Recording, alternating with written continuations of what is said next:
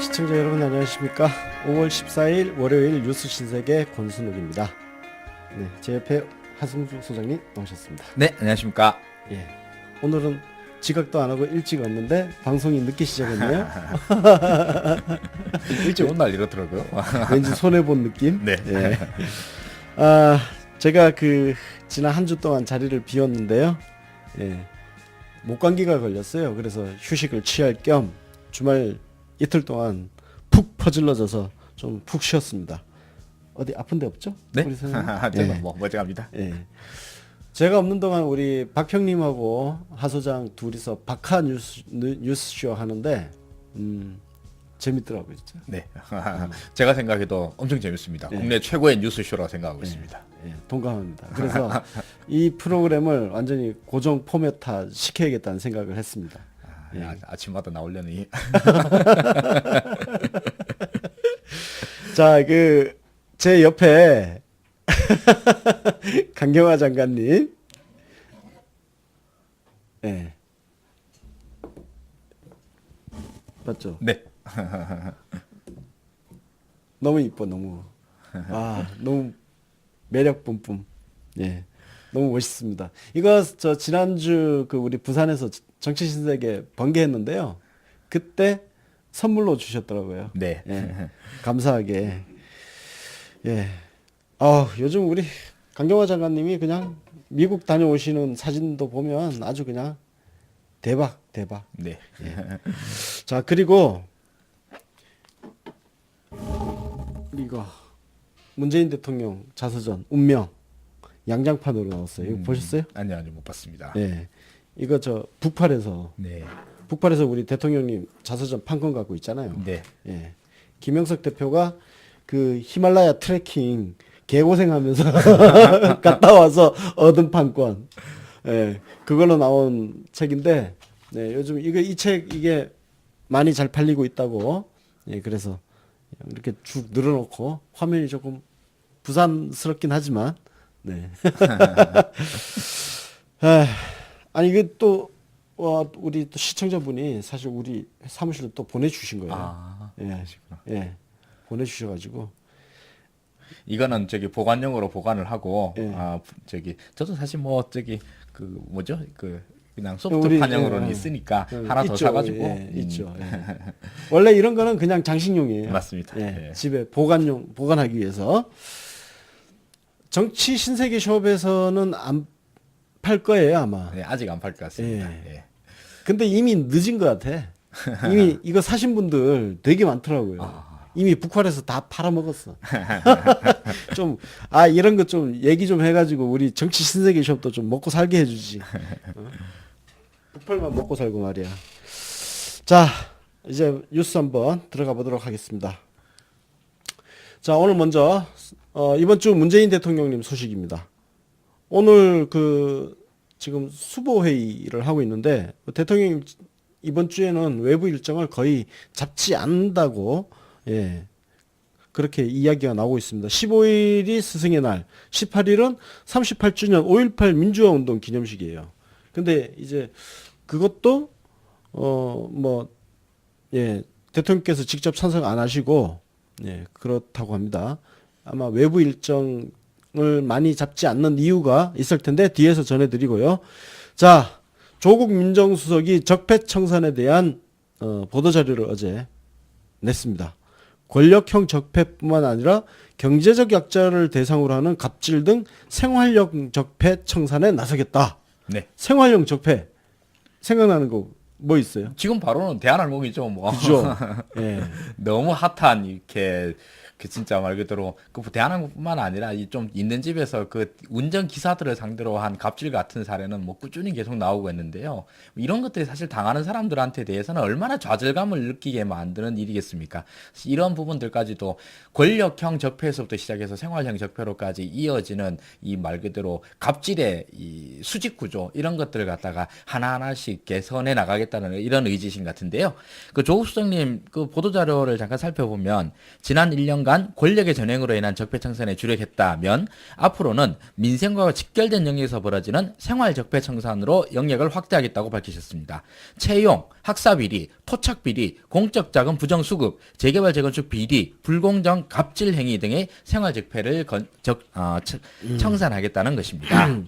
야, 이 내용이 하나하나가 사실 만만치가 않아요. 네, 맞습니다. 하나하나 얘기하기 시작하면 채용비리, 이거 강원랜드 지금 네. 하고 있는 그건데 학사비리, 이거 부정입학 문제, 네. 이것도 마찬가지. 이재용 아들, 예? 그렇죠. 네. 그 국제중학교 그 입학했던 그게 일단 생각이 나잖아요. 네. 토착비리 이거는 야 이거 가능할까요? 이건 이제 지방선거에서 이기면 어. 대승을 거두면 이제 토착비리 문제에 대해서도 토착이 사실 지역에서 뭐 이루어지는 그러니까. 거 아니겠습니까? 근데 이런 데에서도 일단 선거를 이겨봐야죠. 그죠? 이게 대표적인 게 LCT잖아요. 맞습니다. 예. 예? 부산에서 그렇게 저기 새누리당 계열의 그 자유한국당 계열의 이 강력한 권력이 형성되지 않았더라고 그러면 LCT가 낫겠습니까? 그게 진짜. 그러니까 일단 지방 권력을 교체하고 나면 그동안 묻혀 있었던 특히 이제 영남 지역 같은 경우 네. 부울경 정권 교체를 하게 되면 정말 쌓이고 쌓인 지방 이 토착 비리 맞습니다. 어마어마하게 터져 나올 겁니다. 진짜 수십 년 동안 쌓여온 예. 거니까 그다가 또 그 친구들은 그 자기 지방 권력이 변하지 않는다는 확신을 갖고 있으니까 그러니까 정말 부정 비리를 해도 아주 대놓고 예, 하더라고요. 겁 없이 하죠. 예, 예. 예, 대놓고. 나중에 걸린 걸 보고 나면 이렇게 대담했나 싶을 정도로 어처구니 없는 사건들이 막 터져 나오고 그러니까 진짜로 선거를 이기고 봐야 될 것 같습니다. 이게 지방으로 내려갔어요. 사실 우리가 시골에 대한 환상 같은 게 있지만 그 대표적으로 그 예전에 이끼라는 영화가 있었잖아요. 네네.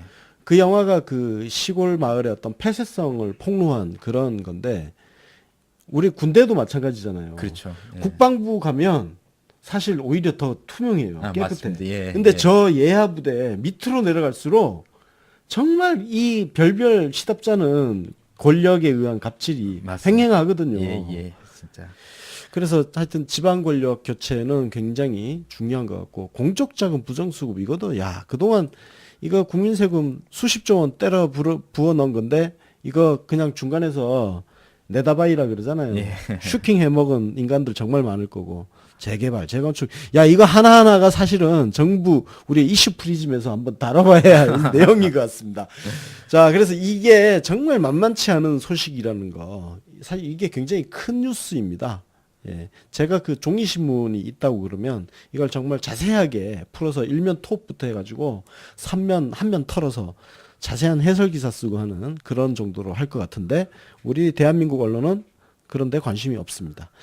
자, 조금 전에 5.18 기념식 문재인 대통령 참석 안 하신다고 했는데요.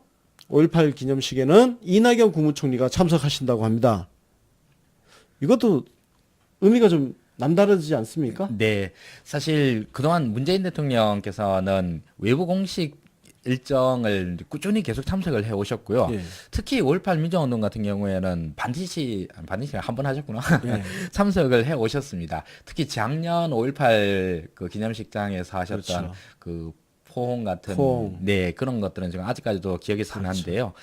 그럼에도 불구하고 이번에는 이렇게 이제 참석을 못 하신 데에 대해서는 일단 첫째로는 취임 1주년을 기점으로 그 이낙연 총리에 대한 역할 분담 이런 걸 갖다가 계속 염두에 두시는 것 같습니다. 네. 그 일단 이낙연 총리에 대해서 외부 형사 참석을 통해서 이제 그 상징적으로 이제 권력 분점을 갖다가 말씀하시는 것이 있을 것이고요. 게다가 또 그 한미 정상회담. 예, 한미 정상회담, 그것도 북미 북미 정상회담. 정상회담 이렇게 초대형 외교 이벤트들이 있다 보니까 여기에 대한 준비 과정도 있을 것 같습니다. 사실 지금 대통령님께서 실질적으로 분권형 대통령제를 하고 계시는 거예요. 네, 맞습니다. 예.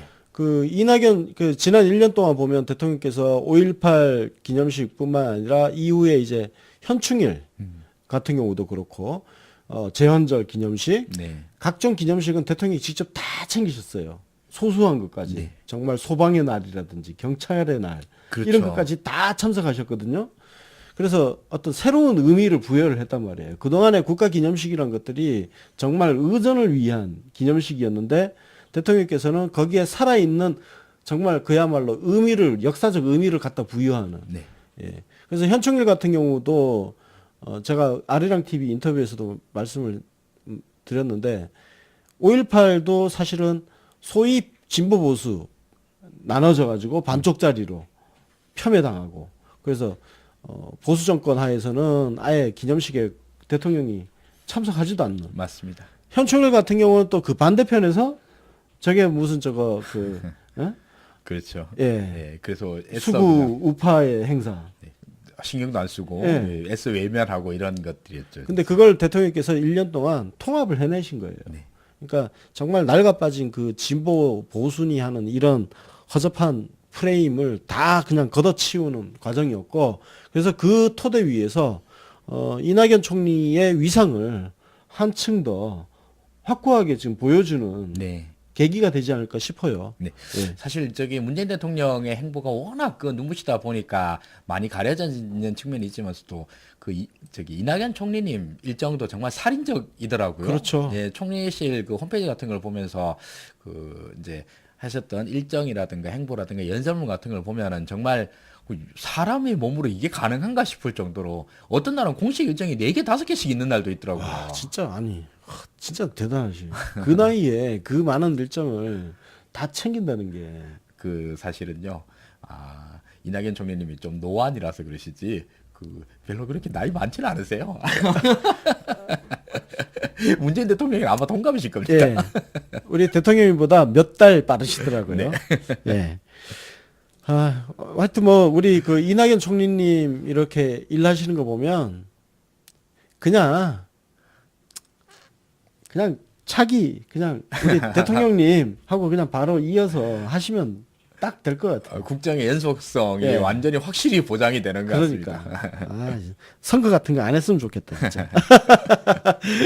자, 그리고 여기도 계시고요. 맞습니다. 그리고 우리 적폐청산 얘기했던 조국 민정수석도 있고. 맞습니다. 아, 정말 우리 뭐 인물이 많습니다. 네. 뭐 저기 어디 변방 사토하시던 분 갖고 차기 이해 운운하는 거는 예, 우리 품격에 안 맞죠. 예. 어떤 분이 품격을 이야기하더라고. 네. 예. 에이. 품격 운운하시는 분이 그 변방 사토님을 그렇게 옹호하시면 됩니까? 표모시기 의원님. 자, 대통령님께서 이번 기념식 이번 주에 좀 쉬시는 이유는 쉬는 게 아니고 22일에 있는 워싱턴에서 하는 한미 정상회담 여기에 네. 지금 집중하셔야 될 것 같아요. 맞습니다. 네. 이거 준비도 만만치 않거든요, 지금. 그러게요. 저는 사실 요즘 대통령님 일정을 보다 보면은 정말 그 청와대 의전팀이라든가 뭐 외교안보팀 이런 팀들은 그 진짜 치과를 아주 그냥 달아놓고 사셔야 될 것 같아요. 이렇게 일정이 바쁘게 이제 진행이 되고 있는데 그 와중에 진짜 나름대로 좀 차분히 준비하실 수 있는 시간들을 확보하시려는 노력으로 보입니다. 네. 지금 뭐 북미 정상회담 중간에서 또 막 조율하고 그렇죠. 계시잖아요. 네. 예. 그래서 또 트럼프하고 또 아마 김정은하고 아마 가시기 전에 김정은하고 한라인 통화를 먼저 하고 가실 것 같아요. 네, 그럴 것 같습니다. 예. 네. 그러면 그 통화 내용 가지고 또 트럼프 만나가지고 또 이야기하고 그죠? 맞습니다. 네. 예. 또 22일 한미 정상회담에서는 또 어떤 내용이 좀 나올지 굉장히 기대가 되고요. 자, 풍계리 핵실험장 폐쇄 이야기. 네. 이걸 안 할 수가 없죠. 다음 소식입니다. 북한이 23일하고 23일부터 25일까지 풍계리 핵실험장 폐기를 5개국 언론사를 불러가지고 공개를 한다고 합니다. 이 폐기 절차는 일단은 뭐 지금 완전히 뭐 폐기가 됐어요. 어쨌든 지금 보니까 그 언론 취재 활동과 관련해서 교통, 숙소, 기자센터 이거 이제 다 발표를 했어요. 뭐 원산 비행장 이용해서 간다고. 그 지도 혹시 보셨어요? 아니요. 원산에서 풍계리까지 거리가 얼마인지 알아요? 모르겠는데. 한 250km던데요. 250km면 어느 정도냐면은 우리 서울에서 저기 대구 정도까지 되지 않나? 그 대구 한 300km 조금 안 되는 거 그죠? 같습니다. 예. 굉장히 멀어. 그리고 이제 그 풍계리에 가서 거기까지 기차를 타고 가서 거기서 이제 버스 타고 또 산골짜기 마을로 들어가야 된다고.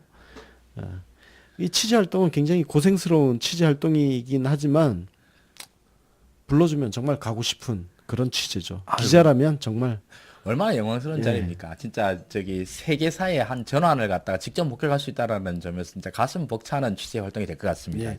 자, 그런데 여기에 벌써 지금 핵 전문가가 빠졌다 하면서 뭐 벌써 이걸 또 궁시렁거리는 언론 보도가 많이 나오더라고요. 네. 조선, 중앙, 동아 이쪽에서. 응? 이거 어떻게 봐야 돼, 이거? 그 사실 핵실험장이라고 하는 게 그렇지 않습니까? 이게 그 안에 그 방사능 물질이 있을 거고 당연히 그렇지 않습니까? 그러니까. 게다가 그 이런저런 이후로도 이제 이런 것들을 다 이제 철수하고 뭐 해체하고 하는 데에는 많은 인력과 시간들이 필요할 거고 그래서 요번 거는 어떤 의미에서 뭐 보수 언론도 그렇게 얘기를 하고 그러는데 저는 뭐 많이 동감을 하는데 이게 진짜 말 그대로 이벤트다. 저도 이벤트라 생각을 하거든요. 이벤트 맞아요. 예. 이제 이런 초대형 이벤트들이 있고 그러니까 이제 언론 저기 세계 언론들 갖다 다 초청을 하는 이런 식으로 만드는 것일 테고요. 이후에 핵 폐기 과정이 계속 진행이 될 거고 그리고 그 와중에서는 뭐 IAEA라든지 뭐 미국이라든지 그렇죠. 이런 데에서 예. 전문가들이 말 그대로 상주하면서 철저한 핵 폐기를 갖다 계속 검증하고 확인하는 과정들이 계속 이어질 것입니다. 그렇습니다. 근데 이제 이벤트에 핵 전문가가 뭐 빠지면 얼마나 빠진지 모르겠습니다만 그거 빠졌다고 해서 시비 거는 거는 말 그대로 너무 이른 것이 아닐까 그래서 생각이 참. 듭니다. 그 시비 걸 게 없어가지고 그냥 시비 거는 것 같아요. 지금 핵 전문가가 갈 타이밍이 아니고 북미 정상회담을 하게 되면 거기서 자세한 스케줄이 나올 겁니다. 네. 아마 트럼프하고 김정은 사이에서 앞으로 핵 폐기를 어떻게 할 것인지 로드맵까지 구체적으로 나올 거예요. 아마. 그렇죠. 예. 대충에. 네. 그러면 그 절차에 맞춰가지고 뭐 IAEA 그 사찰단 꾸려가지고 들어가는 과정도 생길 것이고 그때 가야 본격적으로 폐기 과정이 시작되는 거고 이번에 언론 상대로 하는 거는 일단 핵 실험장 보여주는 거예요. 네. 우리가 이런 시설 갖고 있었어. 네. 한번 봐. 근데 이거 우리가 이거 다이나마이트 넣어가지고 뻥 터뜨릴 테니까 앞으로 걱정하지 마라. 뭐 이런 얘기가 아닐까 싶습니다. 총 6개 있다고 그러잖아요. 네, 그래서 6차의 실험을 했으니까 6개. 그 중에 이제 아직 사용하지 않은 것도 2개가 있고. 아, 네. 예. 그 그래서 이번 핵 예. 저기 저 폐기 비핵화 선언 없었으면 8차까지 핵실험 할 뻔했지 않습니까, 진짜. 그러니까 그건 쌩쌩하대 더 좋대. 어쨌든 기자들 불러가지고 그 핵실험 했던 곳을 이제 폭파하는 것도 보여주고 그 폭파로 끝나는 게 아니에요. 하여튼 정말 제대로 된 핵 폐기 과정은 북미 정상회담 이후에 있을 것이다. 어쨌든 이번 그 북한의 조치에 대해서 청와대에서 당연히 환영의 논평이 나왔습니다. 김의겸 대변인이 이렇게 얘기했습니다. 남북 정상회담 때 한 약속을 말이 아닌 행동으로 보여주겠다는 의지의 표현이라고 본다. 북미 정상회담에 앞서 두 나라 지도자 사이에 믿음이 두터워지리라 기대한다. 이거잖아요. 네, 맞습니다. 예. 트럼프한테 보여주는 거야. 미리 네. 내가 정상회담 앞두고 내 나름대로 이렇게 최선을 다하고 있어요. 투항상 네. 잘 봐주세요. 이런 거지. 그러니 저기 언론인들 부르는 거고요. 언론인 부르는 때와 또 저기 말 그대로 핵 전문가들 부르는 때가 또 다르리라 생각을 합니다. 네, 그렇습니다. 자, 뭐 이쪽은 하여튼 방사능, 그 뭐 플루토늄, 뭐 고농축 우라늄 이런 거 핵물질 있기 때문에 거기 들어가는 기자들 아마 안전 조치 같은 거 충분히 해가지고 들어갈 걸로 예상이 되고요. 자, 김정은 그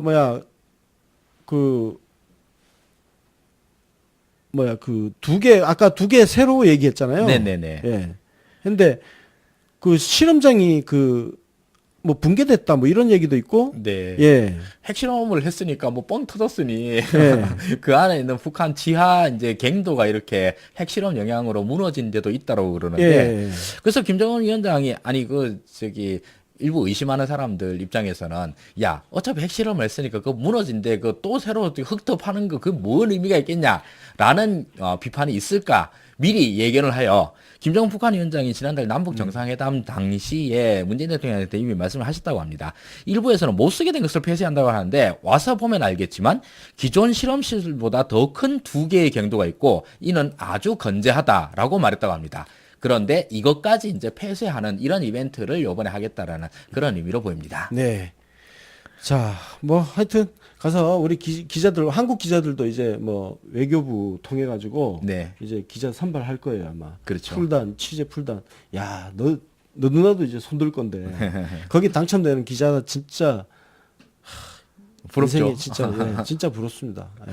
그러게요. 여기서 또 그 재팬 패싱의 희생자가 된 우리 일본 언론들한테 대해서는 심심한 그 놀림의 표시를 드리고 싶습니다. 진작 좀 잘하지 그랬어. 그러니까 그동안 오바마랑 짝짝꿍 하면서 재미 많이 봤잖아. 예. 그러니까 조금 놀아도 돼. 쉬어. 그리고 또 일본은 근처에 있는 나라니까 불안해하는 것까지는 이해를 하겠지만서도 아주 직접적인 당사자국은 아니니까 이 문제에 대해서 기자들이 초청 안 됐다는 데 대해서는 뭐 약간 기분은 나쁘겠지만 우리가 해줄 수 있는 말은 뭐 있겠습니까? 그냥 참아라 뭐 이런 것밖에 돼 있겠어요. 그래. 자, 어쨌든 앞으로 이제 한미 정상회담, 북미 정상회담 그 가운데 아마 또 무슨 정상회담이 벌어질지 모릅니다. 아직도. 네. 예, 그래 아직 갈 길이 많이 남아 있습니다. 네. 뭐 또 북미 정상회담하고 난 그 직후에 또 G7이 있지 않습니까? 그렇죠. 캐나다에서 한다는 거죠. 네, 거기서 예. 이제 다 모여가지고, 그 뭐 G7이 모여서 할 얘기가 뭐 있겠습니까? 그러니까. 뭐 이거 핵무기 이 얘기 말고 뭔 얘기를 더 하겠어요. 맨날 그 얘기 할 거고. 이게 제일 큰 이슈지. 네, 맞습니다. 그러면 G7의 정상들 사이에서도 이 비핵화를 위해서 이거에 대한 향후의 어떤 확실한 과정들을 담보하는 이런 자리가 될 거다라고 그렇게 예상이 됩니다. 아니 그리고 또 G7이 그래도 어쨌든 세계에서 네, 반기 좀 낀다는 나라들 모임이니까. 맞습니다. 향후에 이제 북한 개방되었을 경우 이제 어쨌든 지금 미국이 주도권 잡고 가게 될 거 아니에요. 그렇죠. 네. 거기서 또 다 이제 한 숟가락씩 맞습니다. 얻어 먹으려면 네. 뭐라도 좀 또 내놔야 될 거 아니에요. 그렇죠. 예. 하여튼 우리 대통령님이 G7에 참석하실지 여부는 아직 뭐 나온 게 없습니다. 네. 근데 아마 참석하시는 게 맞을 것 같아요. 뭐 초청이 있으면 예. 아마 하실 것 같은데 아직까지 나온 정보는 없으니까 네 아직은 모른다 정도로 정리를 하시죠. 어쨌든 이 가는 길이 남아 있습니다. 그 길에는 언론 같은 돌멩이들도 많고 야당 같은 돌멩이들도 좀 있고 하지만 그냥 네. 저 돌뿌리에 걸려 넘어질 정도는 아니니까 맞습니다. 그냥 확 걷어차고 가면 돼. 네. 그 가에 지금 꽃도 좀 피어 있고 하니까 네. 꽃향기 맡으면서 이런 그 세계사적인 전환을 갖다가 뭐 전 세계인들이 이렇게 축하하는 와중에 그 어떻게든 초를 치고 싶어하는 이 야당들을 보고 있으면 솔직히 너무 사소하고 한가롭고 가소롭다 이런 느낌밖에 들지 않습니다. 자 이제 다음 그래서 뭐 이제 G7에서 경제 이야기도 하게 될 가능성이 있는데 뭐 폼페이오 국무장관이죠? 네. 예, 그 북한 김정은 만나서 한국 수준을 뭐 좀 그죠? 예, 한국 같은 번영을 이루도록 이야. 노력하겠다, 해주겠다 이렇게 이거는 얘기를 했으니까. 이슈 프리즘에서 자세하게 다뤄보도록 하겠습니다. 다음 이제 국내 정치 소식 좀 더 볼게요. 지방선거에 출마하는 국회의원들 사퇴해서 처리 시한이 오늘이라고 합니다. 그래서 정세균 국회의장이 오늘 그 국회를 소집해가지고 처리하겠다. 그래서 자유한국당이 오늘 아침부터 로텐더홀에 또 뭐 자리 깔고 해가지고 거기서 뭐 하더라고요. 네. 이거 참 로텐더홀 저기를 폐쇄를 시켜버리는 거야, 진짜. 아니 우리 야당들은 참 잘 써먹었는데 요즘 야당들이 써먹는 걸 보니까 진짜 이거 참 괴롭더라고요 진짜. 거기에 뭘 설치를 해가지고. 자, 어쨌든 안건 처리 이제 해야 됩니다. 네. 해야 되고 홍영표 신임 원내대표도 오늘 그걸 처리하겠다고 지금 했는데 네. 지금 국회가 이게 통과가 되려면 제적 과반이 147석이래요. 147석인데 민주당, 민주평화당, 정의당, 민중당, 무소속 다 합치면 149석이 된다고 합니다. 네. 그 149석에는 중요한 사람이 한 명 또 끼어 있어요. 우리 얼마 전에 뉴스에서 다뤘던 이인재, 홍준표, 우리 정치 신세계에서 다뤘구나. 강길부, 아, 예. 그렇구나. 아, 무소속이잖아, 강길부 의원. 무소속. 아, 강길부 의원이 참 무소속이 되셨죠? 네. 옛날에 열린 우리당이었어요. 맞습니다. 예. 네. 저도 열린우리당 출신으로 알고 있었는데, 어느새 자유한국당을 의원이네요. 참 신경 안 쓰니까 그렇게 자꾸 이렇게 새는 의원들이 생기고 그러네요. 자, 이거 어떻게 될 것 같아요? 처리될 것 같아요? 네, 일단 홍영표 원내대표가 이제 취임을 하자마자 바로 김성태 원내대표의 단식을 끝장을 내버렸죠. 아, 너 사흘 더 굶어야 돼. 네, 그러니까 금토일 계속 굶을래? 그냥 여기서 살래? 이렇게 해서 그냥 그 바로 그래 그럼 뭐 이런 식으로 슬금슬금 물러나게 만들어서 이렇게 됐습니다. 그리고 이제 김성태 원내대표의 단식이라고 하는 것이 사실은 뭐 큰 파장은 불러일으키지 못했고 사실 국민적인 조롱과 공분의 대상이 되었었죠. 그래서 자유한국당 내부에서도 비판이 많은 문제였습니다. 어쨌든 그럼에도 불구하고 원내대표가 이렇게 단식을 한다라고 하는 것은 그 국회 내에서는 굉장히 이례적인 일이었고 그로 인해서 그 자유한국당 전체의 어떤 운신의 폭도 매우 좁았거든요. 원내대표가 단식하고 있다는데 우리가 가서 이제 해줄 수는 없지 않냐? 뭐 이런 식이었었는데 일단 단식도 풀렸으니까 자유한국당 내부에서의 논란도 좀 더 커질 것으로 생각을 하고 게다가 지금 이렇게 국회 공천 사태를 불러일으키는 데 대해서는 여론 압박이 굉장히 강력합니다, 사실. 자, 여론 압박이 어느 정도인지 도표 한번 볼게요. 이게 파행 국회 이 의원들 세비 지급 여부에 대한 국민 여론조사 결과 나왔는데 네. 세비 반납해야 된다가 81%야. 이거 진짜 어마어마한 수치거든요. 네, 맞습니다. 정말 이런 얘기가 세비 반납이라고 하는 것은 국민 한 분 한 분한테 따지고 물어보면은 아니 뭐 그런 건 아니다 하지만서도 이렇게까지 얘기하는 민심들은 뭐 너무 분명한 거 아니겠습니까? 그러니까. 오죽 답답했으면 야 월급이라도 뺏어라라는 말씀을 하겠습니까, 진짜. 무노동 무임금. 네. 저 지금 조금 전에 그 찬성 아니 그 지급하라 네. 13.2%. 이 13.2%가 어떤 사람들인지 사실 궁금해요. 자유당 지지자들이랑 거의 비슷한 것 같은데. 그죠? 예. 근데 이 사람들 아마 과거에 무노동 무임금 엄청 외쳤을 사람들이거든요. 왜냐면 그러게 조중동이 이거 엄청 떠들었잖아요. 무노동 무임금. 예. 게다가 지금 이렇게 국회 파행을 하는 데는 정말로 명분이 없지 않습니까? 그놈의 드루킹 파행 특검 이거에 대해서 조건 없이 받아야 된다.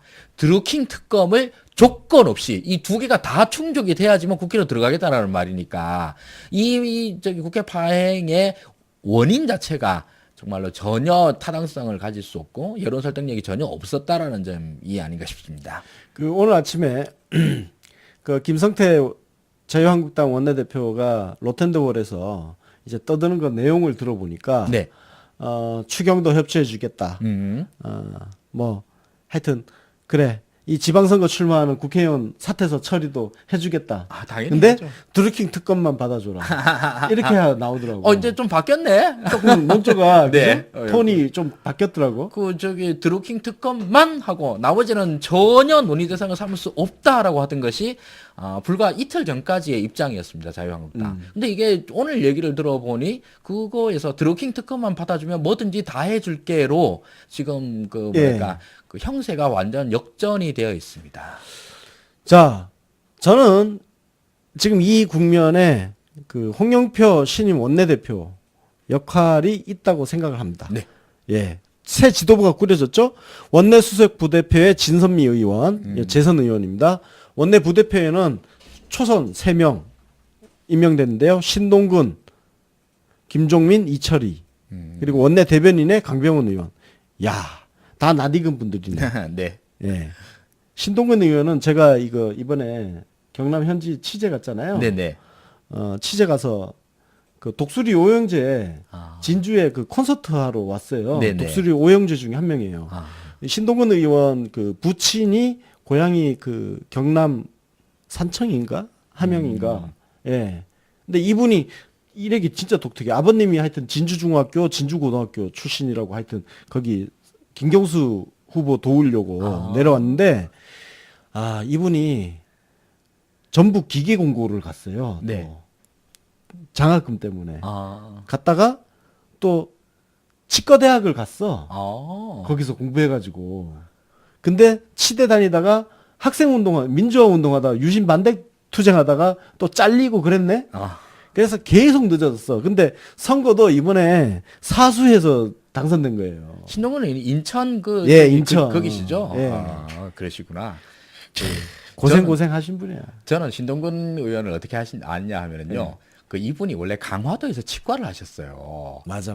그래서 강화도 이제 읍내에 우리 동네입니다. 동네잖아. 읍내에 신동근 치과라고 하는 걸 오랫동안 운영을 하셨어요. 그러다가 이제 강화도에서 몇 번 출마를 하시고 그랬는데 이번에 인천에 이제 중구인가 이쪽으로 이제 지역으로 맞아요. 옮기셔가지고 출근을 하셨는데. 근데 거기 황우여 지역구. 맞습니다. 그 저기 상당히 황우려. 험지거든요. 험지. 예. 거기로 출마를 하셔가지고 이기시고 그 원래 있던 신동근 치과는 강화 치과로 바뀌었고 제가 거기서 치과를 다니고 있었다. 아, 그렇구나. 신동근 의원 한 번도 못 봤어요. 그 강화 치과를 다녀서. 신동근 의원이 저는 2004년도 서프라이즈 편집장 할 때 네네. 이분 우리 그때 첫 국회의원 도전할 때예요. 아. 그때 우리 인터뷰 왔었어요. 아, 떨어졌잖아 그때. 아이고 그때부터 도대체 몇 네. 년이에요? 그러니까. 근데 정치를 하려면 몇 번 떨어져 봐야 돼요. 네. 그다음에 김종민 의원 여기 그 이인재 네, 낙선시킨 그렇죠. 그 우리 인터뷰 와가지고 그 자꾸 분권형 얘기하다가 욕만 집다 먹고 갔지만 하여튼 잘할 거고 이철희 의원 네, 되게 좋아하더라고. 제가 축하한다고 문자 보냈더니 네. 아이고 하여튼 잘 된 것 같아요. 왠지 하여튼 이 부대표단 괜찮은 것 같고 특히 원내 대변인 강병원 의원 여러분들 기억하시죠? 네.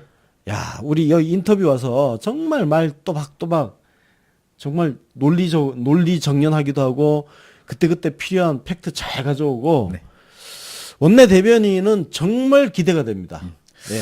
게다가 이 또 강병원 의원님은 그 무수한 더불어민주당 내 미남 의원들 중에서도 상당한 미모를 자랑하시기 때문에 비주얼 측면에서도 진짜 네. 여타 여당들을 압도하는 모습을 보여주시리라 기대합니다. 예. 사실 우리 원내 대변인이 백혜련 의원이었나? 이전에 그러셨죠. 나름 열심히 하셨지만 사실 그렇게 임팩트 있는 논평을 그렇게 제가 기억나는 게 별로 없어요. 자, 근데 우리 홍영표 원내대표 하면은 생각나는 거. 홍영표 의원과 비망록 제 생각납니다. 비망록. 예. 2012년 대선. 대선을 기록한. 맞습니다. 그 처절한 기록.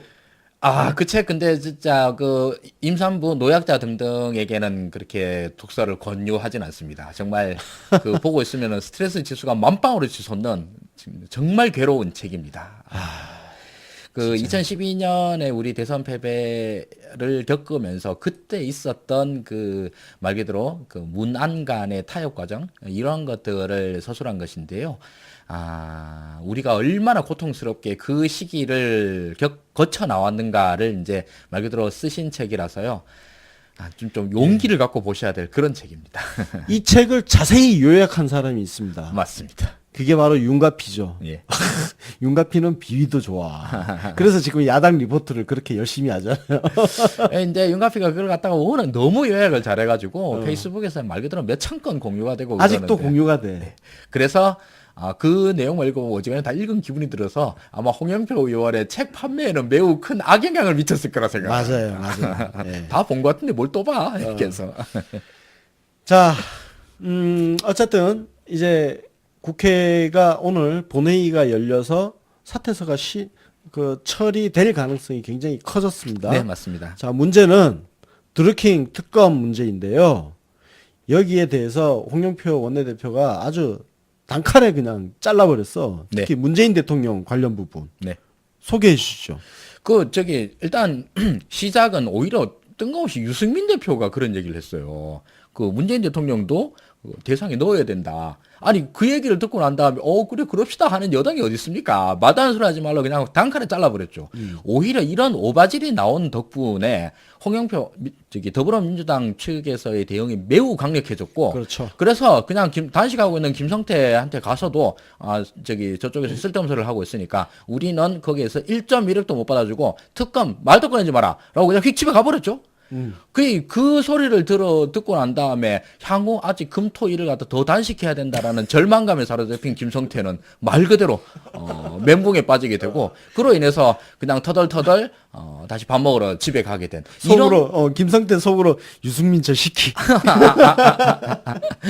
사실 요번에 이제 이 스포트라이트는 그 홍영표 신임 원내대표가 받았지만서도 이전까지 사실 우원식 대표 등의 원내대표단들도 협상을 이제 못했습니다만 그러나 결과적으로는 이 우원식 대표들의 어떤 노력들이 연장선상에서 이런 결실들이 이루어졌지 않나 싶거든요. 네.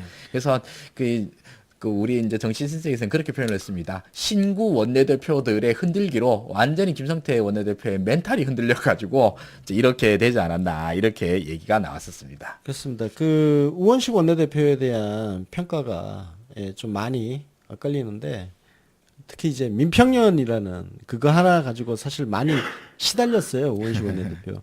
근데 그분이 이제 원내대표 임기 끝났으니까 제가 말씀드리는데요. 이게 너무 조심스러운 이야기이기도 하고. 근데 보통 원내대표는 청와대 정무수석 쪽하고 대화를 합니다. 물밑 대화를. 물밑 대화를 하고 약간 조율 같은 거를 해가지고 이렇게 입장이 나가요. 그래서 드루킹 특검을 가지고 협상을 한다 이런 부분이 그냥 우원식 원내대표의 생각이 아니고 제가 알기로는 그렇습니다. 우원식 원내대표는 원래 드루킹 특검은 아예 받을 생각이 없었다는 걸로 제가 알고 있고요. 알고 있는데 오히려 이제 청와대 쪽에서 정무수석 쪽에서 그거 가지고 협상을 한번 해봐라 뭐 이런 식으로 이야기가 있었다고 제가 그렇게 알고 있어요. 근데 이게 사실 우리가 우원식 원내대표 입장에서 이런 걸 바깥에 이야기를 못해요. 그렇죠. 네. 이야기를 못합니다. 못하기 사실- 때문에 그냥 계속 욕을 먹고 가야 되는 거예요. 네. 좀 불필요하다기보다도 사실 정보를 오픈할 수가 없는 문제 때문에 네. 어떤 그러니까 좀 더 잘하라는 비판을 좀 많이 받으셨긴 했지만서도 또 사실 저는 짠한 마음이 큽니다. 얼마나 네. 고생했을까 싶고요. 고생 많이 했어요. 예. 여소야대에서 그 국회를 그렇게 이끌어 간다는 게 보통 일이 아닌 겁니다. 맞습니다. 예, 그냥 뭐 무능하다 이렇게 간단하게 얘기해 버리면 굉장히 쉬운 일이긴 하지만 실제로 일을 하는 사람 입장에서는 그렇지가 않은 거죠. 네. 우리가 시민단체들 입진보를 욕을 하잖아요. 그래서 제가 김석준 부산시 교육감 인터뷰할 때도 네. 그분도 그 말씀하시더라고. 자기가 민주노동당 생활 오래 했잖아요. 네. 시민단체 활동도 오래 했고 자기가 바깥에서 그렇게 주장하다가 실제로 교육감 자리 책임을 맡아보니까 자기 주장이 과했던 게 많더라. 그 얘기를 하더라고요. 그런 거예요. 그래서 우리가 입진보 시민단체처럼 우리 당 지도부를 이야기하는 거는 좀 과하지 않은가. 네. 특히 이제 기승전, 민평년 이런 식으로 딱지 붙여서 프레임 만들어서 하는 것에 대해서는 저는 동의하지 않습니다. 의원 개별 구체적인 말과 행동을 가지고 평가를 하는 게 맞다. 예. 그래서 뭐 민평년 소속도 욕 먹을 사람은 욕 먹어야지. 네. 예? 예. 근데 이제 또 사실 그런 말 그대로 험직이죠. 진짜 굉장히 힘든 일인데 여기에 이제 신임 오신 홍영표 의원의 건투를 기원합니다. 네. 하여튼 자 우리 홍영표 원내대표 앞으로 좀 기대가 많이 됩니다. 네. 예, 뭐 워딩이 찰죠 벌써. 예. 뭐 우리 문재인 대통령 2012년 막 흔들던 옆에서 다 지켜보고 네. 2015년 당대표 흔들릴 때 다 지켜본 사람 아니에요? 맞습니다. 예. 잘 할 거라고 기대를 해봅니다. 자, 다음 소식 넘어가겠습니다. 야, 이거 제가 사실 좀 화가 나서 갖고 온 소식이에요. 지금 청와대 청원 게시판에 가면요. 여성도 대한민국 국민입니다. 성별 관계없는 국가의 보호를 요청합니다. 라는 청원이 올라왔습니다. 이게 청원이 5월 11일 날 올라왔는데요. 벌써 30만 명. 이제 제가 아침에 저거 캡처를 했는데 지금 30만 명 돌파했을 거예요. 이게 뭔 얘기냐면 최근에 홍익대학교 누드 크로키 모델 네네. 불법 도찰한 거 있었잖아요. 네. 이게 워마드에 이제 유출이 됐는데 정말 신속한 수사가 이루어졌죠. 그렇죠. 네. 수사가 이루어졌는데 문제는 그동안에 수많은 여성을 대상으로 한 몰카 범죄 수사가 그렇게 신속했냐. 그리고 처벌도 이번에 지금 그 남자 모델 대상으로 한 범죄에 대해서 굉장히 경찰이 언론 플레이 열심히 잘 하더라고요. 네. 예, 뭐 이게 뭐 조금 이슈가 되고 하니 해서 그런지 몰라도 뭐 구속영장을 청구를 한다, 뭐 굉장히 강경한 어떤 그런 수사 의지도 보여주고 하는데 문제는 평소 남성들의 그 여성을 대상으로 한 몰카 범죄에 대해서 경찰이 이런 식으로 했었던가라는 문제 제기를 한 거예요. 저는 이게 사실 개인적으로 굉장히 전적으로 공감이 가는 거예요. 네. 지금 저는 언론이 경찰이 그냥 여론을 등에 타고 언론 플레이 한다고 생각하거든요. 굉장히 좀 과한 거 아니냐. 맞습니다. 사실 이게 그 남성 나체가 유출된 사건이지 않습니까? 그러니까 언론 입장에서는 그런 이해는 됩니다. 이게 그 개가 사람을 문 게 아니라 사람이 개를 물는 사건식으로 이렇게 이제 인식이 됐겠죠. 그래서 이제 여론에서도 막 뜨거웠었고 경찰도 이제 신속하게 처벌이 됐습니다만 사실 그 뉴스 밸류라는 측면을 떠나서 피해자의 인권이라는 측면에서 본다고 그러면 그 대상이 남성이든 여성이든 그게 무슨 상관이 있겠습니까? 그 피해자로서는 말 그대로 이제 거의 극한의 고통을 받아야 되는 것은 똑같은데요. 근데 이전에 보시면 그런 애들 많습니다. 진짜 강남 같은 데 가가지고 아예 그 큰 카메라 DSLR 들고 다니면서 길거리에 있는 여성들을 말 그대로 도찰하는 걸 굉장히 뻔뻔하게 해요. 근데 주변 사람들이 지나가면서 그 뭐 하시는 거요? 뭐 얘기를 하면 뭐 인상 야리고 뭐 이러는 사람들이 과거라고 하는 게 그렇죠. 지금도 그래요. 예, 불과 몇 년 전만 해도 아주 흥했습니다. 그러니까 여성들은 지금도 그 공포에 맞습니다. 공포 속에서 살고 있다고. 그러니까 누군가가 사진을 찍는 것 같아도 뭐 이렇게 제대로 항의도 못 하고. 그렇죠. 게다가 뭐 저기 팔에 문신이라도 들고 이러고 있으면 그 누가 그걸 얘기를 하겠습니까? 게다가 이제 사실 대통령 취임하시고 난 다음에 이제 굉장히 큰 환호를 받은 사건 중에 하나가 몰카 범죄가 있으면 삭제 비용까지 전부 다 가해자 피의자한테 다 저기 부담하도록 하겠다. 이거가 말 그대로 획기적인 조치 중에 하나로 평가를 받았었고 실제로 몰카 범죄가 이제 많이 줄어드는 이런 거가 되겠다. 이런 기대가 있었습니다. 근데 지금 이 사건을 보면, 그러니까 요 홍대 누드 모델 사건을 갖다 경찰이 이렇게 신속하게 처리를 한 게 뭐 잘못했다는 게 절대 아니라, 그렇지. 예, 이 남녀 간의 문제에 있어서 좀 형평성. 예, 온도 차이가 너무 심하지 않느냐 이런 느낌이 많이 들거든요, 진짜. 아니 다른 남자들에 의해서 벌어지는 이 범죄도 이런 식으로 했어야 되는 거 아니야. 그렇죠. 예를 들어서 그 인천에 있는 지역구 홍일표 의원 아들 판사. 맞습니다. 그 판사 어떻게 됐어요 지금? 그 이후로는 제대로 아니 그 판사는 지금 그 우리 이번 사건 같은 경우는 구속영장 청구가 어쩌고 난리를 치고 있는데 그 판사는 전혀 조용히 그냥 진짜 네. 무슨 서면 조사만 한 것도 아니고 말이야. 법원에서 제대로 징계받은 것도 아니고. 진짜 말 그대로 그냥 슬금슬금 그냥 넘어가 버렸죠, 진짜. 아 진짜 이런 것 때문에 그죠? 워마드의 어떤 일베와 워마드가 비슷하잖아요. 문제가 있죠. 문제가 있음에도 불구하고 이런 형평성 문제 때문에 여성분들이 계속 문제 제기를 하는 거예요. 여기는 진짜 남자들이 그 여성들의 목소리에 귀 기울여야 된다고 생각해요. 진짜. 맞습니다. 솔직히 생각해 봅시다. 남자를 찍는 몰카와 여자를 찍는 몰카의 어떤 양적인 측면에서 생각을 한다고 하면 한 100만 배쯤 차이 날 겁니다. 아, 그럼. 예. 게다가 그 어떤 피해의 정도라고 한다 그러면 그게 이제 곱하기 100배, 1000배가 될 것 같은데요. 이런 문제에 대해서는 사실 이 피해에서 남녀의 문제로 따지자 그러면 여성이 훨씬 크게 당하고 있는 중이고 이에 대한 대책도 더 강력해야 되지 않을까 이런 생각 많이 듭니다. 예. 자, 제가 오늘 그 청와대 청원을 가져온 이유가 정말 순식간에 이렇게 30만 명을 돌파한다는 것 자체가 그렇죠. 사람들이 그 마음속에 특히 여성분들이 마음속에 쌓여있던 울분이 터져 나온 거예요. 맞습니다. 예. 여기에 대해서 특히 우리 남자들이 적어도 이런 데에서는 공감을 같이 가져줘야 된다. 네. 연대의식을 가져주는 것이 맞다는 생각이 들었고, 특히 경찰의 조금, 저는, 얍삽하다.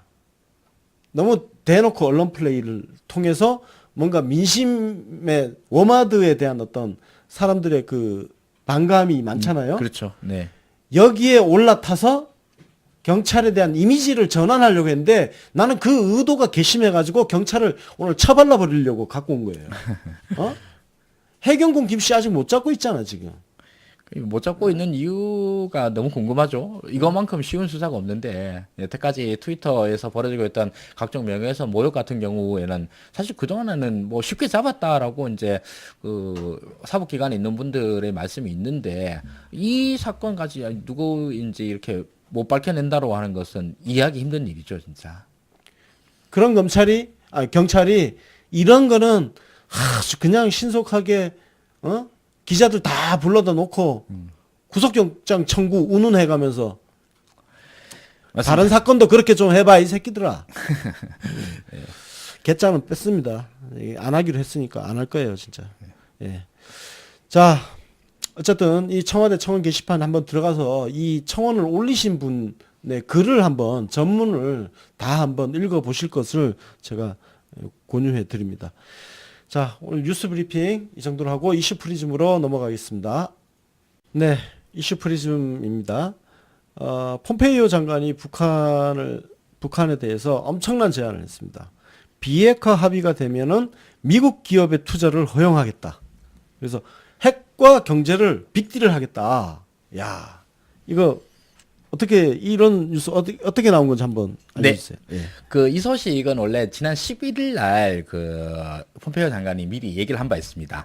비핵화를 한다 그러면은 과감하고 신속한 비핵화의 대가로 한국 수준의 번영을 이루도록 돕겠다. 이런 발언을 이미 한 바가 있습니다. 근데 11일 날 이 발언이 나오고 난 바로 직후에는 그런 얘기를 했습니다. 아니 뭐 립 서비스는 뭔들 못하랴. 그리고 한국 수준의 번영이라고 하는 게 그게 얼마나 엄청난 건 줄 아냐. 뭐 이런 식의 그 뭐랄까 좀 폄하하는 이런 식의 평가들이 조금씩 있었습니다. 그런데 13일 폭스뉴스에 출연해서 다시 한번 이 분야에 대해서 이제 도장을 찍었는데 이게 미국의 민간 분야가 북한에 엄청난 전기가 필요한 에너지망을 건설하는 데 도움을 줄 수 있다. 일단 대단하다. 이렇게 얘기를 했고요. 또 미국 기업들이 북한의 기반 시설, 인프라 같은 거, 뭐 도로, 항만, 철도 이런 거죠. 기반 시설과 농업 투자에 도움을 줄 수도 있다고 밝혔습니다. 또 이날 CBS 방송 같은 날 이제 폭스뉴스도 하고 CBS에서 하고 있는데 CBS에서는 완전한 비핵화에 합의한다면 경제 제재를 완화할 수도 있다고 말했습니다. 미국 정부가 북한 비핵화를 전제로 해서 민간 기업의 투자를 허용하겠다. 이런 방침을 밝힌 것은 이번 13일의 언론 인터뷰가 사실은 처음입니다. 와, 나는 이것만 들어도 엄청난 것 같아요. 네. 일단 딱 생각나는 게 뭐냐면 중국이 똥줄 탈 것 같은데. 네? 그렇죠. 네.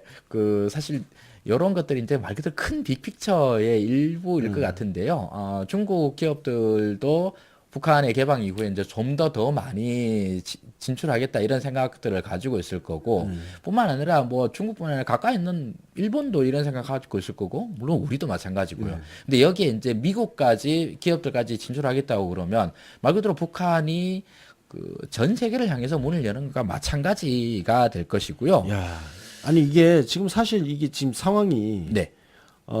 이 북한이 개방했을 경우에 어떤 경제 개발 관련해서 네네. 뭐 중국이나 일본 이야기를 그 전에 주로 많이 했잖아요. 특히 네네. 중국이 뭐 선점을 많이 하고 뭐 그렇죠. 어쩌고저쩌고 그런 얘기 했잖아요. 근데 지금 미국이 큰 그림 그리고 있는 것 같아요, 진짜. 그러니까 북미 수교라든지 네. 그리고 북한하고 아예 완전히 전향적으로 국교 관계까지 맺어가지고 북한에다가 미국 기업들이 막 들어가고 시설 공사하고 하면 중국 턱밑까지 가버리는 거 아니에요. 이게 사실 얼마나 큰 의미냐 하면은요. 한 기업이 외국에 진출을 한다라고 하는 것은 단순히 이제 돈 들고 가서 건물 짓는다 이런 게 아니거든요. 있다 보면은 여러 가지 이제 문제들이 생기게 마련입니다. 뭐 쉽게 말해서 생산을 위한 설비를 필요로 하는 경우도 있을 거고요. 그보다는 뭐 일단 미국이 크게 얘기를 해봅시다. 개성공단에다가 어디 공장을 하나 짓겠다고 생각을 해보십시오. 그러면 거기서 당장 노동자들 고용을 해야 될 것 아닙니까? 그리고 땅을 써야 될 것이고, 그리고 생산한 물건들을 갖다가 어느 나라로 수출 뭐 이런 한다든지 이런 것들이 있을 텐데 이거에 필요한 게 뭐냐 하면 설비도 설비지만 더 중요한 것이 사실 제도거든요. 법이라든가 뭐 규칙이라든가 이런 것들입니다. 뭐 예를 들면 북한 노동자들이 만약 태업을 한다. 그럼 월급을 얼마나 깎겠다. 뭐 이런 주장들이 서로 오고 가고 한다 그러면 이거를 해결할 수 있는 제도가 필요하거든요. 근데 이런 제도들까지 완비가 되어야지 기업들이 투자를 할 수가 있어요. 그렇죠. 근데 미국 정부가 민간 기업이 들어가겠다고 그러면 이런 제도들까지 서로 맞추겠다라는 의미이기 때문에 그렇죠. 이 말은 북미 간의 관계가 이전에 아무것도 없던 수준에서 최고 수준까지 격상시킬 수 있다라는 말을 이렇게 상징적으로 표현한 거랑 마찬가지입니다.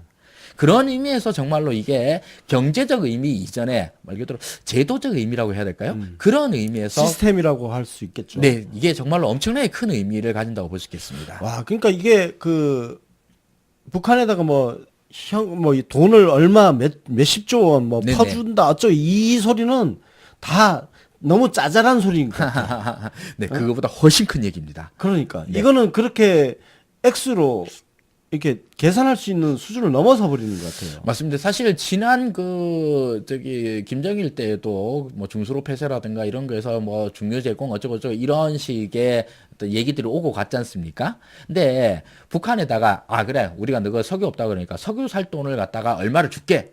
이러는 뭐 예를 들면 거기서 한 10조 정도를 준다고 생각을 합시다. 그런데 이거와 미국 기업이 북한에 들어가서 10조 투자를 한다. 이거 두 개를 비교를 해본다고 그러면 국가 경제의 발전이라고 하는 측면에서는 공짜로 10조 주는 것보다 미국 기업이 10조 투자를 하는 게 경제적 효과에서는 10배, 20배 더 클 겁니다. 그게 단순히 어떤 현금 지원 이런 것보다도 이렇게 기업이 들어가서 생산 활동을 계속 한다라고 하는 것은 꾸준히 부가가치를 만들어낼 수 있는 기반을 만드는 거 아닙니까? 그런 의미에서 북한 입장에서는 북한 경제 측면에서 훨씬 장기적이고 긍정적인 효과를 낼 수 있는 것이 기업 투자라고 볼 수 있을 것 같습니다. 네. 뭐 지금 뭐 일부에서는 이제 베트남 모델 이야기도 나오고 네네. 그러잖아요. 예를 들어서 이런 거죠.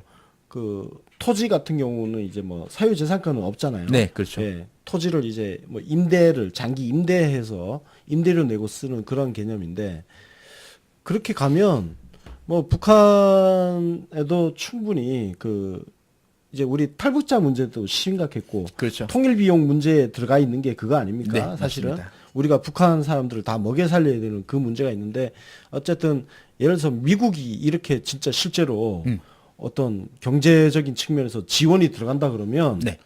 사실 우리도 통일 비용 문제 걱정을 안 해도 되는 상황이 되는 거죠. 그렇죠. 통일 비용을 갖다가 뭐 없진 않겠으면서도 엄청나게 줄일 수 있죠. 지금 하는 것다고 그러면 통일 비용이 말 그대로 거의 무한대로 들어가야 될 상황인데 북한이 한국과 대등한다? 뭐 이까지는 뭐 거의 불가능에 가깝겠습니다만 어쨌든 그 경제적 격차가 최소화된다고 그러면 그만큼 비용도 줄어드는 것은 당연할 것입니다. 자, 문제는 그러면 이런 약속이 얼마나 현실성이 있을까? 네. 그리고 이게 정말 지켜줄 수 있을 것인가? 네, 그렇죠. 여기에 대한 거.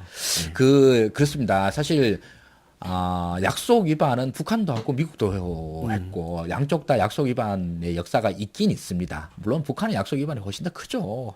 핵 폐기하겠다고 했는데 이후로 이제 6차 핵실험까지 갔으니까.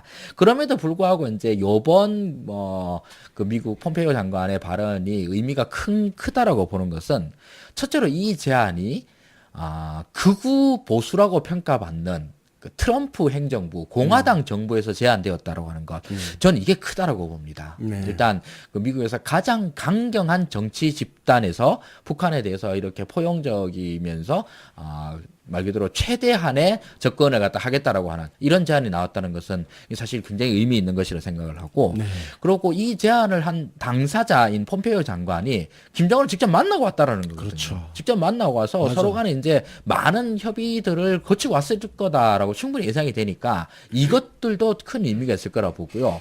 무엇보다도 중요한 것은 지금이 문재인 정부가 대한민국 정부 집권 정부라는 점일 것입니다. 문재인 정부는 향후에 있을 어떤 과정들을 갖다 컨트롤할 수 있는 능력과 의지가 있고 이에 대한 국제사회의 지지까지도 끌어낼 수 있는 그런 역량이 있는 정부라고 하는 점에서 네. 향후의 현실성들을 담보해낼 수 있기 때문에 이 점이 가장 중요한 문제라 생각합니다. 공화당 정부에서 제안됐는데 사실 그런 의미에서 네. 트럼프 재선이 정말 중요해진 것 같아요. 그 저기 우리로서는 정말 절실한 얘기인데 네. 미국 교포들 입장에서는 제발 그런 소리 좀 하지 말라라고. 근데 우리가 그래서 조금 생각을 좀 바꿔야 되는 게 조금 힘드시겠지만 미국에 계시는 교포님들한테 진짜 부탁드리고 싶은 게 우리가 트럼프 재선 운동을 해야 되는 거 아니냐. 예? 조국의 평화만큼 중요한 게 어디 있겠습니까?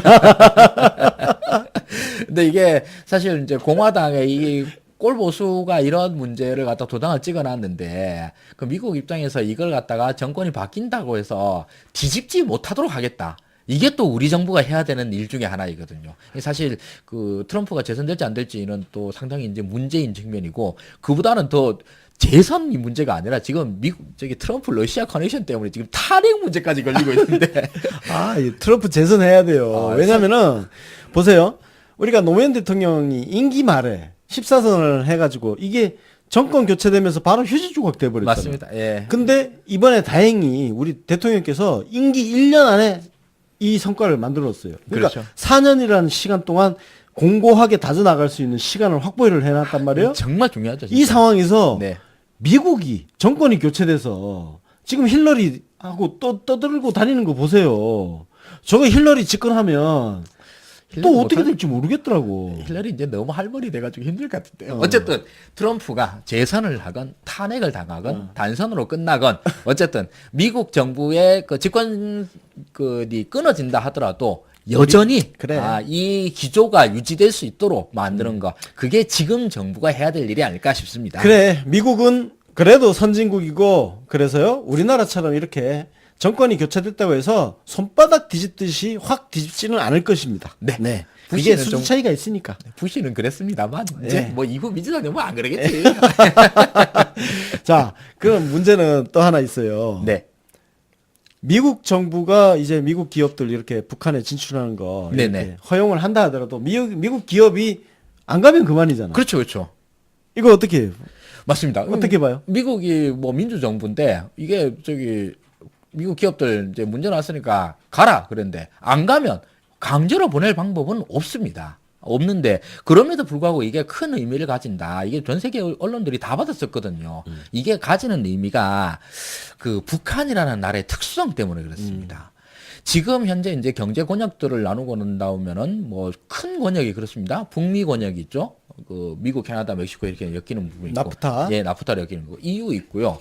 그러고 그보다 더 큰 데가 사실은 한중일입니다. 그렇죠. 한중일이 크죠? 네, 한중에 이제 동북아 경제권이 엄청나게 큰데 그 한중일의 제일 중심에 북한이 들어 있고요. 이 북한만 지금 깜깜하게 불이 꺼져 있는 상황입니다. 야, 진짜. 거기에 불이 켜진다고 생각해봐. 네. 그게 이제 이 불이 켜진다라고 하는 걸 이제 경제적인 용어로 좀 바꾸면은요. 일단 자본을 갖다가 이를 투자를 했을 때 이 투자로 인해서 얻을 수 있는 수익이 얼마인가. 이건 이제 자본 승수라고 표현할 수 있을 것 같은데 우리 대한민국이나 일본처럼 이미 성숙한 선진 경제가 된 데에서는 자본 1을 투자해서 1.1, 1.2 내기가 힘들어요. 그런데 북한처럼 아무것도 없는 나라에서 진짜 말 그대로 뭐 평양 개성간 고속도로를 갖다가 지금 뭐 2차선인데 이걸 갖다가 6차선으로 한번 뚫는다. 확장한다. 이렇게 하면 이걸로 인해서 얻을 수 있는 경제적 효과가 투자한 거에 3배, 4배가 나온다는 거거든요. 그렇죠.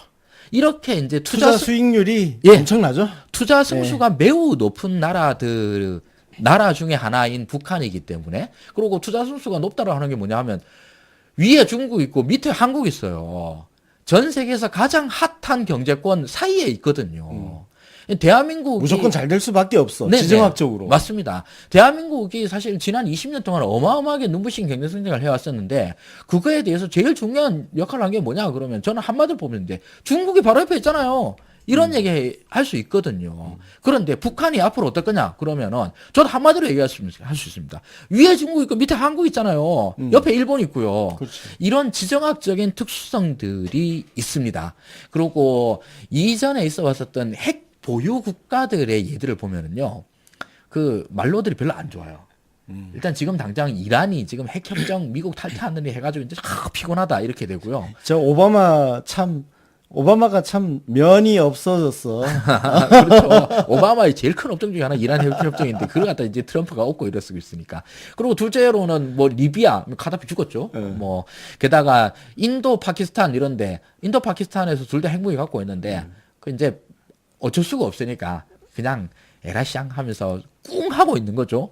근데 그럼에도 불구하고 여기에 대해서 어떤 뭐 그 제재도 잘 못 들어가지만 그렇다고 해서 지원도 없어요. 그러니까 내버려 두는 거지. 그렇죠, 방기. 그렇죠. 맞습니다. 방치. 그런데 북한 입장에서는 대한민국 정부라고 하는 굉장히 믿을 만한 협상 파트너가 있고 향후에 어떤 그 체제 안전을 갖다가 보장해 줄 수 있는 그 이웃 정부가 있다라는 게 크거든요. 네. 리비아는 누가 도와주겠습니까, 진짜. 자, 이거를 이런 관점으로 제가 이제 보충 설명을 드릴 수 있을 것 같습니다. 제가 이제 돌고래형 국가 이야기를 그 전에 드렸었는데요.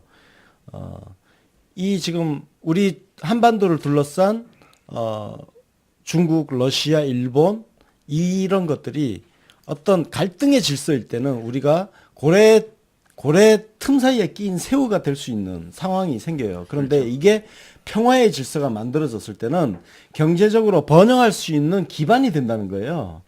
조금 전에 이제 하 소장님 설명한 거는 경제적으로 우리가 잠재력을 가진, 그죠? 굉장히 지정학적으로 좋은 위치에 있는.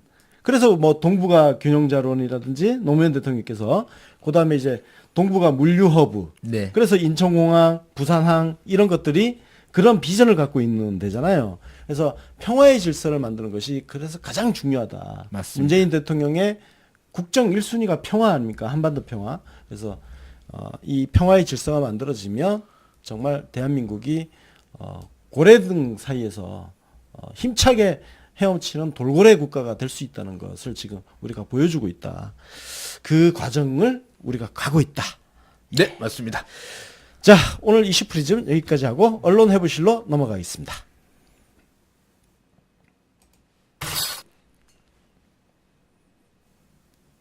네, 언론 해부실입니다. 고일석 편집국장님 나오셨습니다. 안녕하세요. 안녕하십니까? 안녕하세요.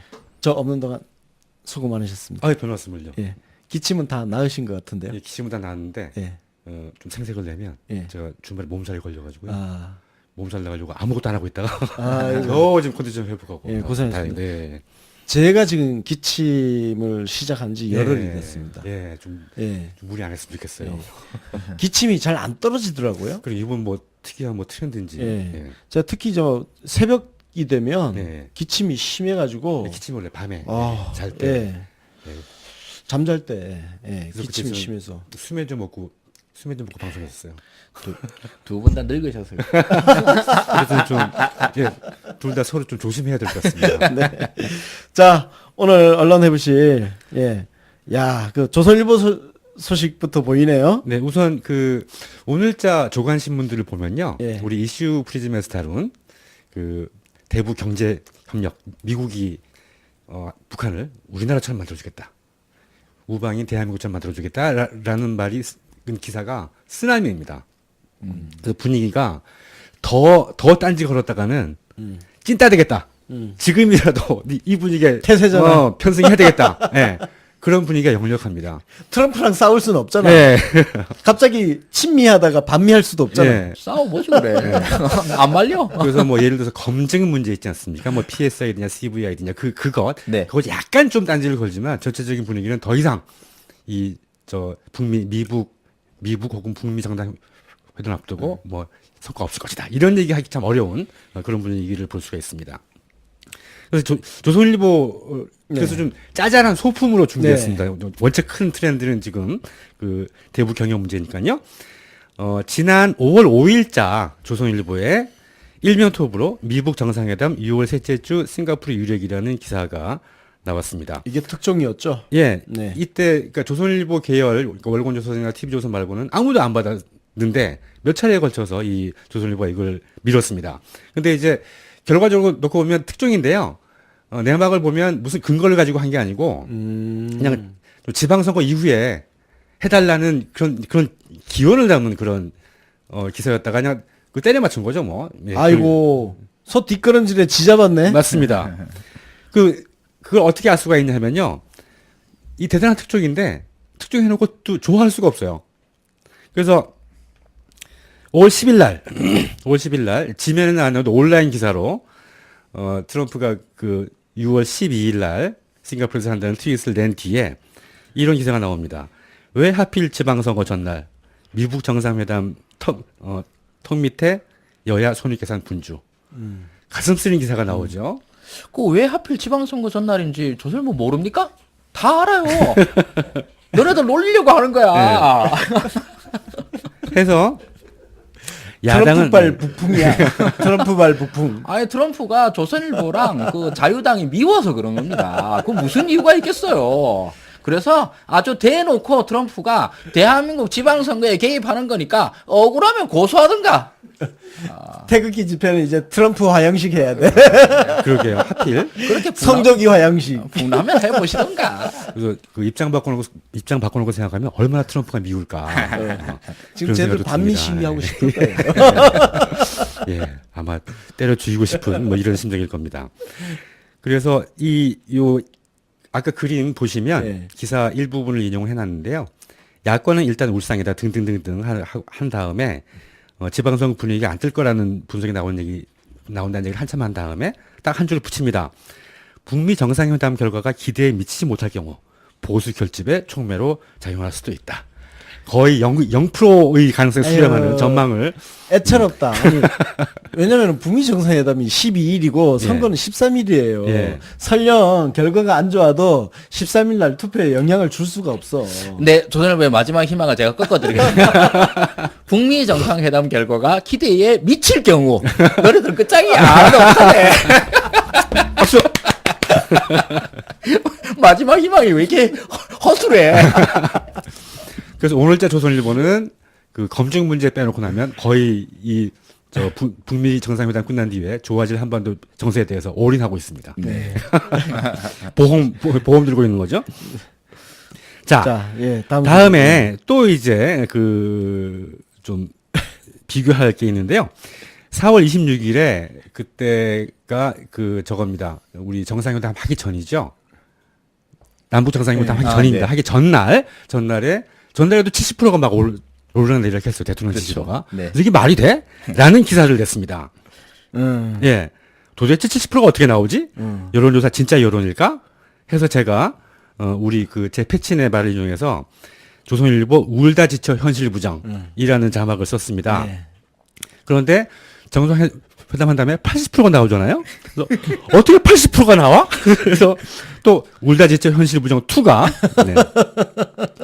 5월 11일 지난 금요일이었죠. 자, 커져가는 여론조사 불신 문제는 응답률과 표본 추출이 있었네.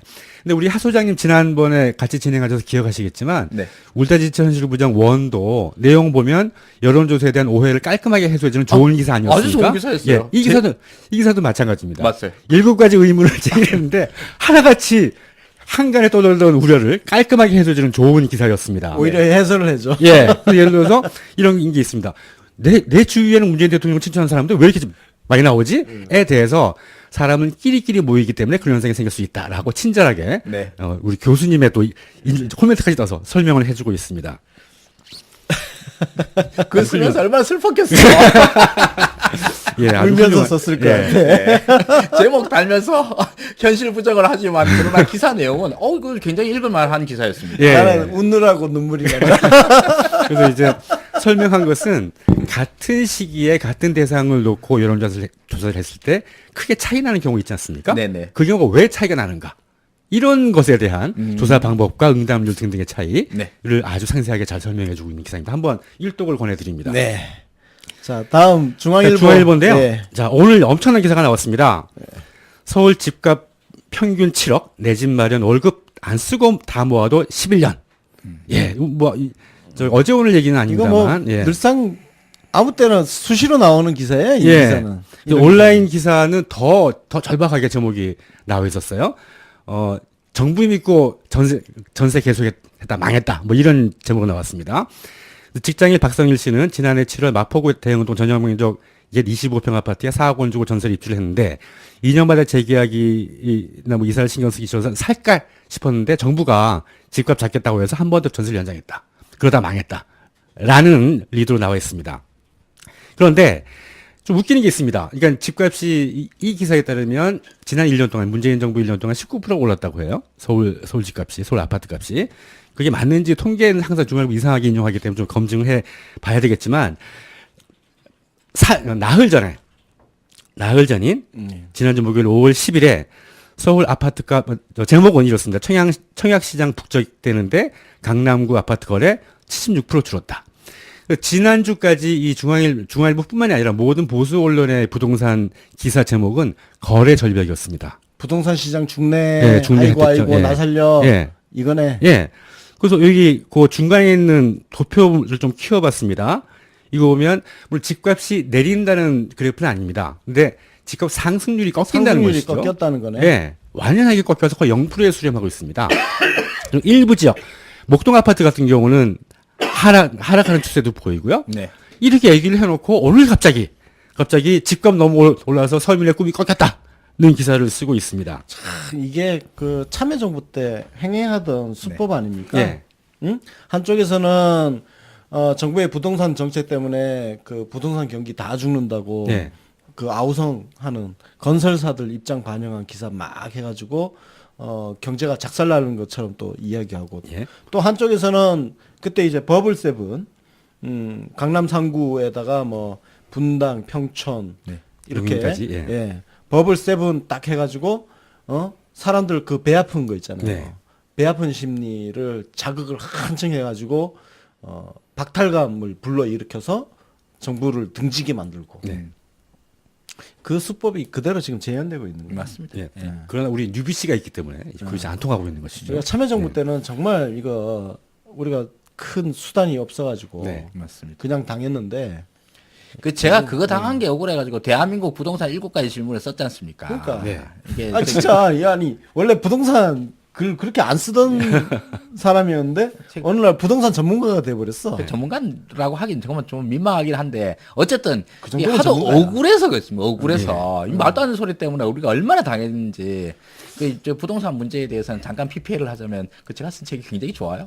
진짜 좋은 책이에요. 저 우리 정치 신세계 숍에 절찬리에 판매 중인 하승주 소장의 대한민국 부동산의 7가지 비밀. 네, 이 질문. 7가지 질문. 네. 네. 저도 PPL을 좀 예, 하면 해주십시오. 지난번 문재인 대통령 1주년 때 소감에 대해서 짧게 얘기를 했는데요. 실은 뉴비씨가 있어서 참 다행이다. 라는 얘기를 좀 하고 싶었습니다. 이런 얘기를 해주는 것이 뉴비씨밖에 없죠. 맞습니다. 이 보수 언론의 이런 책동에 대해서 찝어주는 데가 우리밖에 없습니다. 그래서 그런 고마움을 그러니까 좀 낯간지럽지만 우리 권 대표와 이 어려운 가운데 이 일을 시작해 주신 권 대표와 정치신세계 멤버들과 이제 뒤늦게 합류한 멤버로서 감사의 뜻을 전하고 싶습니다. 우리 지지자들과 함께. 네. 아유, 이건 뭐 쑥스럽네. 너무 심했나요? 다음 코너 넘어가겠습니다. 칭찬합시다입니다.